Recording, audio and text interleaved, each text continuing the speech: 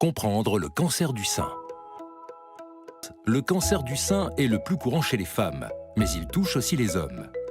Une femme sur 8 en développe un dans sa vie, surtout à partir de 50 ans.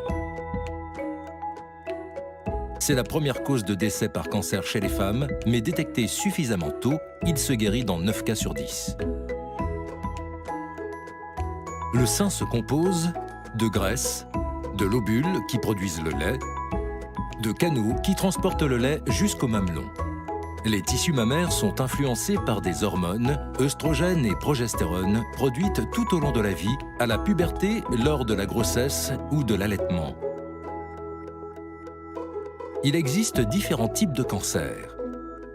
Le carcinome canalaire est le plus fréquent et se forme à l'intérieur des canaux de lactation.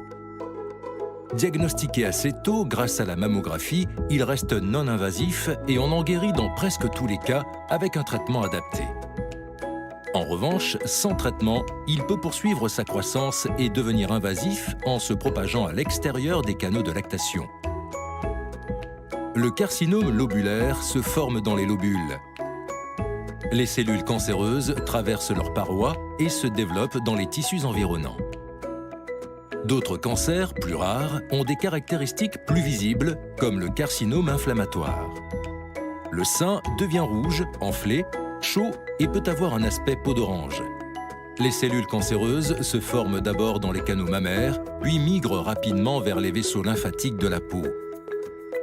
La maladie de Paget du sein, caractérisée par une petite plaie au mamelon qui ne guérit pas, se forme au niveau de la partie superficielle de la glande mammaire. Il est fréquemment associé à un autre cancer du sein. Pour dépister le cancer du sein, l'examen le plus rapide et efficace est la mammographie. Elle permet de rechercher les anomalies de la glande mammaire. Il est conseillé de prendre rendez-vous juste après les règles, quand la poitrine est la moins sensible. Cela permettra d'obtenir des images plus nettes. Cet examen doit être effectué à partir de 50 ans et à partir de 30 ans en cas d'antécédents familiaux.